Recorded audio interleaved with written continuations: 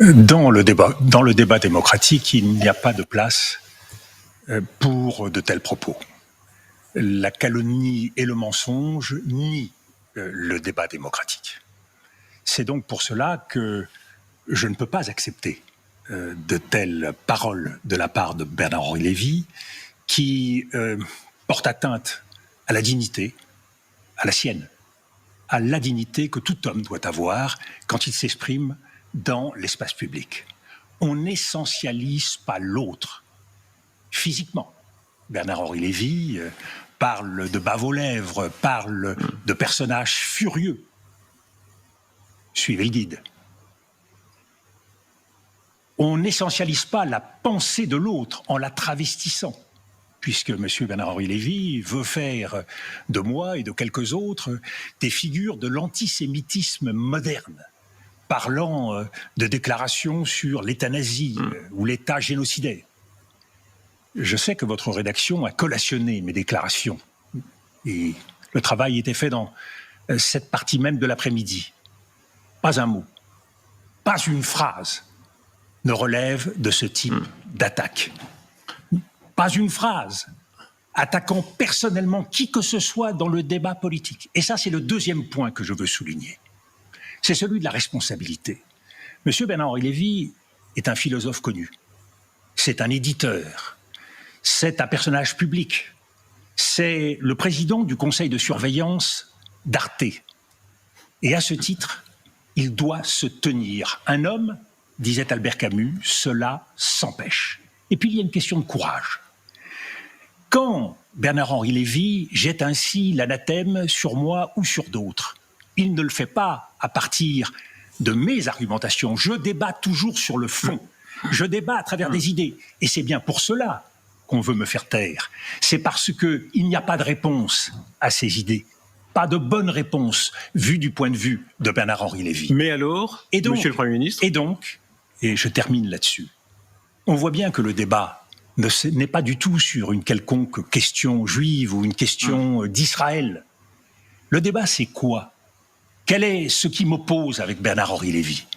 C'est la question de la guerre et de la paix. Et cela fait maintenant 25 ans, plus de 25 ans, que je dénonce des positions qui, épreuve sur la scène internationale après épreuve, Afghanistan, Irak, Libye, Sahel et j'en passe, ont conduit Bernard-Henri Lévy à s'engager au nom de la guerre. Et avec quel résultat? Et là, je m'adresse à l'intellectuel. Regardez en arrière, monsieur Bernard-Henri Lévy. Il n'y a que du chaos, il n'y a que des morts, il n'y a que du sang. Et là, il vient réclamer sur votre plateau le droit de gagner. Mais de gagner quoi? De gagner quelle guerre? Pour faire quoi? Et c'est là où je dis toujours la même chose. La force, quand on l'utilise, il faut le faire au nom d'une vision politique. Quelle est la vision politique aujourd'hui portée par le gouvernement de Benjamin Netanyahou? Quel est l'objectif politique? Est-ce que M. Benjamin Netanyahou accepte la formation et la création d'un État palestinien? Par ailleurs, non seulement il faut un objectif politique, mais il faut s'appuyer sur la justice. Je n'entends jamais Monsieur Bernard-Henri Lévy parler ni de paix, ni de justice. Monsieur le Premier ministre, or, la vous justice, commencez ici... elle est aujourd'hui au cœur des enjeux du Moyen-Orient. Puisque vous poursuivez dans un débat, s'il vous plaît, moi je vous recommande... Je vais m'arrêter là. Je suis venu parce que je pense que dans le débat démocratique, et qui plus est la veille du 7 octobre, à un moment où on va commémorer un terrible massacre, et d'autres massacres, d'autres morts, qui s'en suivent. Je pense qu'il y a une nécessité de dignité et de responsabilité dans le débat. Qu'on m'attaque sur le fond, je l'accepte.